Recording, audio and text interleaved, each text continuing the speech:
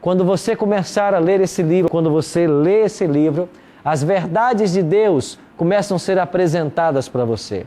E se você buscar com sinceridade, com oração, é o Espírito Santo quem vai conduzir você pelos caminhos da verdade. Ele vai te apresentar toda a verdade. E você conhecendo toda a verdade, você será liberto. É verdade que aqui no programa nós não podemos tocar em todos os assuntos que a Bíblia apresenta. Nós precisaríamos ficar aqui pelo menos mais uns 5 meses.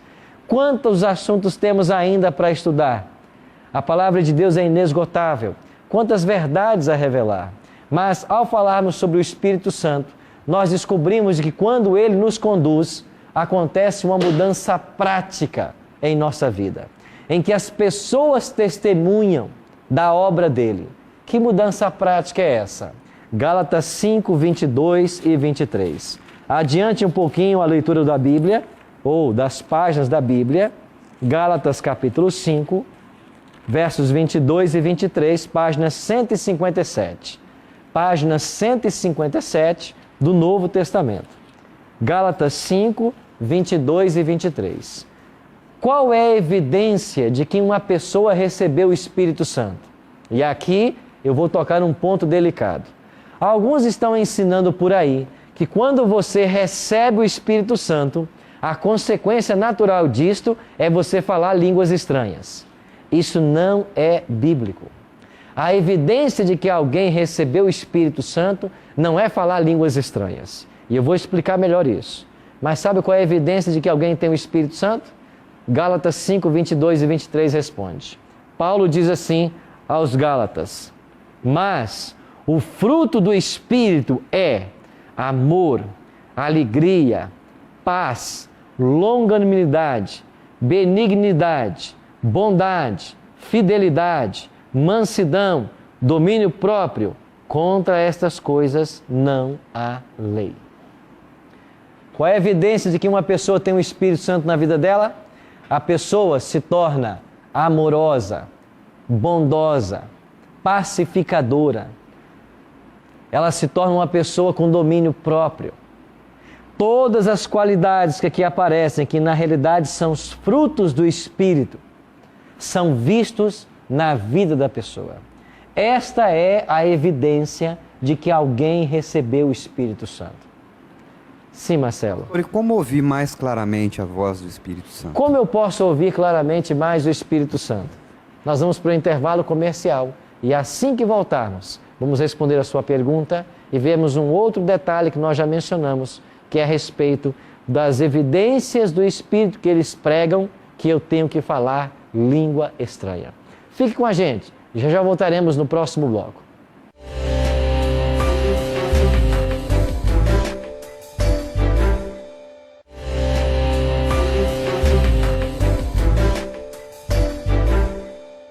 Ok, estamos de volta com o programa Bíblia Fácil e você pode solicitar esse guia de estudo. Ele é inteiramente grátis e ele tem aqui todas as informações que nós estamos apresentando no Bíblia Fácil. Você pode pedir esse material através do telefone 0 operadora 12 21 27 3121 ou através do nosso blog novotempo.com/Bíblia Fácil. Esse material é inteiramente grátis e nós teremos o máximo prazer em enviar para a sua casa. Terminamos o último bloco com uma pergunta do Marcelo, falando a respeito do Espírito Santo. Marcelo, por favor, repita a sua pergunta. Como a gente pode ouvir mais claramente a voz do Espírito Santo? A voz do Espírito Santo. Jesus chamou aqui em João, Jesus de o Consolador. A palavra original no grego é parácletos. E a palavra parácletos quer dizer aquele que está ao lado para ajudar, para aconselhar. Assim como um amigo seu, que é um conselheiro, você, para ter um amigo conselheiro, você precisa desenvolver com ele uma amizade, para poder confiar a ele e confidenciar as coisas que você enfrenta na vida. Ouvirmos mais a voz do Espírito Santo é da mesma forma. Eu tenho que me tornar cada vez mais íntimo dele. Agora, como que eu posso ser íntimo de alguém? Bom, para ser íntimo de alguém, eu preciso gastar tempo com essa pessoa.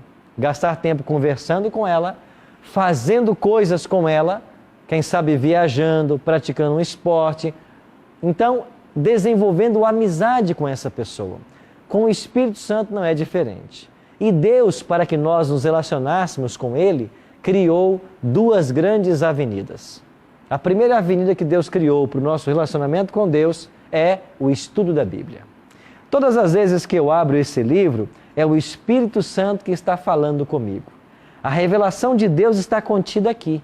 E quando eu abro a Bíblia Sagrada, as verdades que esse livro tem, os ensinamentos, começam a ser colocados em minha mente. E o Espírito Santo vai me impressionando, porque foi Ele quem inspirou esse livro.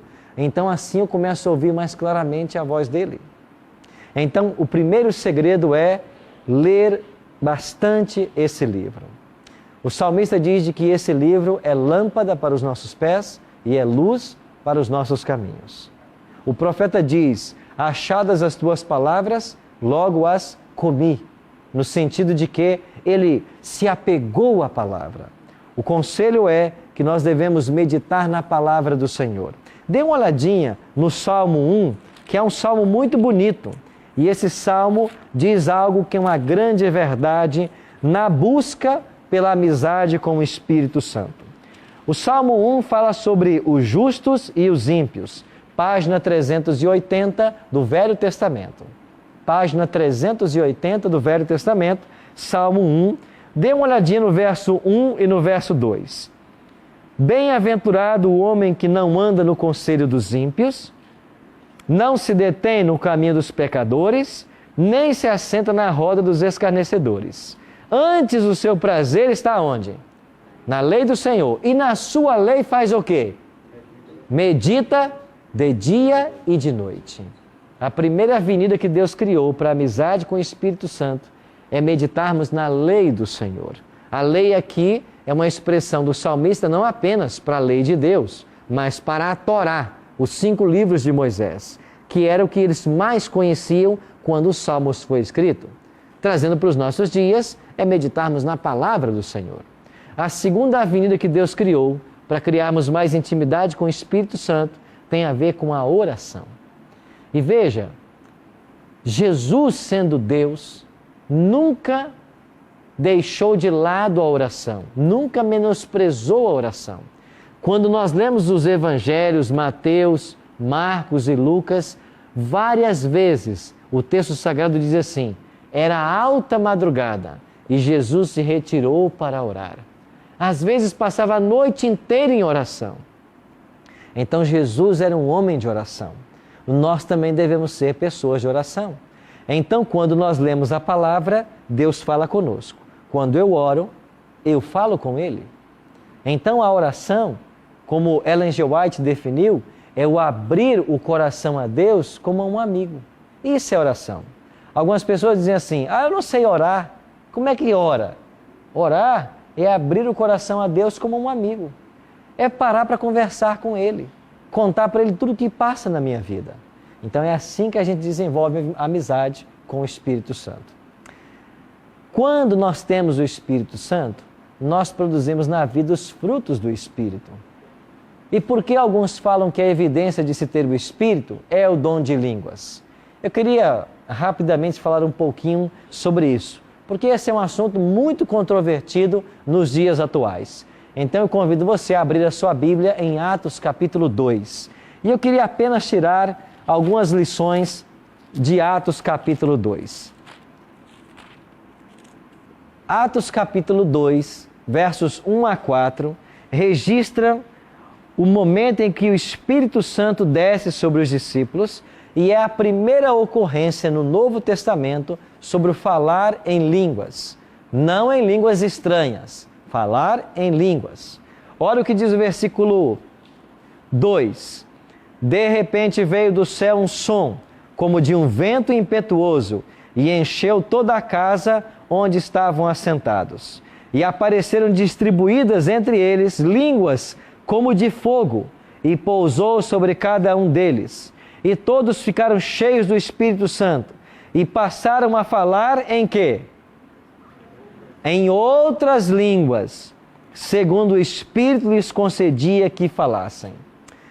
Qual é o verdadeiro dom de línguas do qual Paulo fala e aparece na lista paulina dos dons espirituais? Primeiro, o verdadeiro dom de línguas é a capacidade que Deus dá a alguém para falar uma língua que ele não conhece. Aqui o adjetivo é outra língua. Olha um outro adjetivo aplicado a estas línguas. Verso 8. E como os ouvimos falar cada um em nossa própria língua materna. O que é língua materna? O que é uma língua materna? É uma língua pátria. Qual é a língua materna do Brasil? Português. A língua materna da Alemanha. A língua materna da Inglaterra. Pronto. Os discípulos receberam no dia de Pentecostes a habilidade de falar uma outra língua. Que língua? Uma língua materna. Que língua materna? Você em casa lê com bastante tempo esse Atos capítulo 2 e você vai perceber que aqui existiam 16 povos, 16 nações, de 16 regiões da terra e que estavam em Jerusalém para a festa do Pentecostes. E essas pessoas, medos, elamitas, naturais da Mesopotâmia, Judéia, Capadócia, Ponto, Frígia, Panfilha, Etiópia, essas pessoas não falavam o grego e o aramaico falado pelos discípulos. Então Deus queria que o evangelho fosse pregado. E para que os discípulos pregassem o evangelho para estas nações, Deus fez o quê? Deu o dom de línguas. Primeiro ponto que queria ressaltar com vocês. O verdadeiro dom de línguas bíblico é a capacidade que Deus dá a alguém de falar uma língua materna com a qual nunca antes entrou em contato. Vou dar um exemplo. Se todos vocês aqui fossem russos e eu nunca tivesse tido contato com a língua russa, mas Deus quisesse me usar para pregar o evangelho para vocês, Ele me daria a habilidade de falar em russo e vocês entenderem tudo o que eu falasse. Agora, se vocês entendem o português, precisa que Deus me dê o dom de falar em russo? Precisa Deus me dar o dom de falar em uma outra língua, se eu falo na língua que vocês também falam? Primeira regra sobre dom de línguas. O verdadeiro dom de línguas bíblico é a capacidade que Deus dá a alguém de falar uma língua materna, não é língua estranha, é língua materna, de alguma região do mundo, quando Deus quer usar a pessoa para pregar o evangelho. Esse é o primeiro ponto. Segundo ponto. Os discípulos pediram o dom de línguas? Não. Os discípulos escolheram qual língua eles falariam? Não. A segunda regra é: Paulo ensina que o Espírito Santo é quem distribui os dons espirituais, e o dom de línguas é um dom espiritual. Então é o Espírito Santo quem decide que língua ele vai dar para essa pessoa ou para aquela. Não eu quem decido.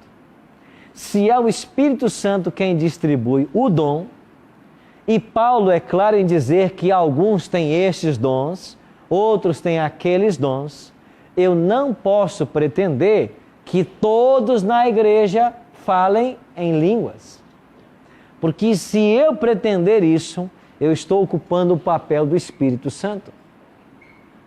É o Espírito quem decide. Só que o ensinamento que nós temos nas igrejas hoje, a doutrina da subsequência, prega que todo mundo, quando é batizado com o Espírito Santo, tem que falar língua estranha. Todo mundo. Não é esse ou aquele, é todos. E se alguém não fala em línguas, é porque não é batizado ainda com o Espírito Santo. E se não é batizado com o Espírito Santo, é um crente comum. Então, segundo ponto, eu não posso escolher que todos na igreja tenham o mesmo dom, porque Deus vai dar o dom segundo a necessidade local da igreja. E é o Espírito Santo quem distribui. Alessandra. O que ocorre com essas pessoas que dizem falar em línguas não estrangeiras, mas essas sílabas sem sentido? Uhum. O que nós vemos hoje no movimento pentecostal e neopentecostal, quando as pessoas começam ao mesmo tempo a falar uma língua não inteligível, isso pode ser 3 coisas. Na minha visão, podem ser 3 coisas. Primeiro, pessoas sinceras que estão dentro da igreja e são ensinadas, como eu acabei de explicar. Se você é batizado com o Espírito Santo, você fala línguas. Se você não fala, você não é batizado. Quando eu estudei no seminário ou na faculdade, 4 anos de teologia, durante esses 4 anos, um rapaz chamado Giovanni era um colega de classe que eu tinha. E ele havia pertencido a uma igreja pentecostal e por 8 anos ele falara línguas estranhas. E em classe eu perguntei para ele, Giovanni, você por 8 anos falou línguas estranhas? Você contou. Ele disse, é verdade. E o que você falava? Eu nunca soube o que eu falei. Mas se você nunca soube o que falou, o que você falava? Eu comecei a frequentar a igreja. Na hora do culto, todo mundo começava a falar línguas. Eles eram batizados com o Espírito Santo. Eu não era. Eu era um crente comum, de 2ª categoria. E eu queria muito falar, ter o dom de línguas. Eu queria ser igual a todos. E o tempo foi passando e eu fui ficando cada vez mais angustiado. E chegou um ponto que eu não suportei a angústia e teve um dia no culto que eu comecei a falar também. E eu falei, quando eu comecei a falar, o pastor disse para mim, você agora foi batizado com o Espírito Santo. E a partir daquele dia, eu falei por 8 anos línguas. Mas eu nunca soube o que eu falei, porque de fato são sílabas sem sentido. Primeiro caso, para mim, o que acontece hoje no movimento pentecostal e neopentecostal, são pessoas sinceras, que estão em busca da verdade, em busca do Espírito. E por causa dessa pressão psicológica, eles começam a falar coisas que não têm sentido, mas isto os satisfaz, porque é assim que eles aprenderam. São pessoas sinceras que estão sendo enganadas. Segunda possibilidade, na minha visão, charlatões. Pessoas que dizem ter o dom de línguas para enganar outras pessoas, como se elas fossem líderes espirituais. E eu já presenciei em algumas dessas igrejas pessoas que falavam outra língua, nesse caso o inglês, e começava a falar inglês e dizia ter o dom de línguas. Mas qualquer que entendesse um pouquinho de inglês sabia que ele estava falando em inglês. Mas a pessoa havia estudado inglês. E começa a falar algumas palavras em inglês para dizer que tem o dom de línguas e que pode ser um líder espiritual porque tem o Espírito Santo. Charlatanismo. Terceiro caso, e eu tenho que dizer isso com muito carinho para vocês. Eu acredito que há casos dentro do movimento pentecostal e neopentecostal que seja possessão demoníaca. Possessão demoníaca. Ao ponto da pessoa estar tão longe de Deus que usa estas coisas para benefício satânico. O diabo controla essas pessoas e elas começam a pretender falar alguma coisa que ninguém entende nada e ninguém está sendo edificado. Então, para mim, o que acontece hoje podem ser essas 3 hipóteses. Um outro detalhe: o dom de línguas é a habilidade de falar uma língua materna que Deus pode me dar para alcançar alguém com a pregação do Evangelho. Segundo, eu não posso pretender que toda a igreja tenha o dom, porque diz Paulo que é o Espírito Santo quem distribui os dons. Terceiro, quando o Espírito Santo der o dom para alguém, quer seja ele de línguas ou não, o apóstolo Paulo, em 1 Coríntios capítulo 12, ensina que todo dom espiritual ele tem 2 objetivos: edificar e instruir a igreja. Se não há edificação e se não há instrução, não é dom do Espírito Santo. Aí eu pergunto para você, e para você que me assiste em casa, quando num culto, todo mundo começa a falar uma língua ininteligível, onde a palavra de Deus fica relegada a segundo plano, onde não se estudam as verdades contidas aqui, e o povo permanece sem conhecer o que Deus revelou, mas todo mundo fala ao mesmo tempo, uma língua que ninguém entende. A pergunta é: quanta instrução e quanta edificação está acontecendo em igreja tal. Quanta instrução, quanto que as pessoas sabem da doutrina sagrada de Jesus Cristo, quanto que elas aprendem nesses cultos. Eu já disse para vocês que Satanás ataca hoje a Bíblia, não é queimando mais a Bíblia, não é matando quem prega, mas é colocando os pregadores com a Bíblia debaixo do braço. É levando crentes para dentro das igrejas, onde cultuam a Deus por 1 hora, 2 horas, 3 horas, e a Bíblia permanece fechada. E quando você encontra alguns cristãos por aí, que frequentam essas igrejas, e você começa a falar de Bíblia, começa a falar de mortalidade da alma, de juízo, de santuário celestial, começa a falar da importância da saúde, de não fumar, não beber, não usar drogas. Esse povo não conhece nada de Bíblia. E sabe por que não conhece nada de Bíblia? Porque estão na igreja há 20, 30, 40 anos, mas a preocupação é falar língua estranha. A preocupação é com exorcismo, todo dia exorcizar. A preocupação é com curas milagrosas, todo dia tem que curar. Você está entendendo como que o diabo trabalha hoje? Gildo? De fato, é um assunto preocupante e nós, como cristãos, devemos nos preocupar.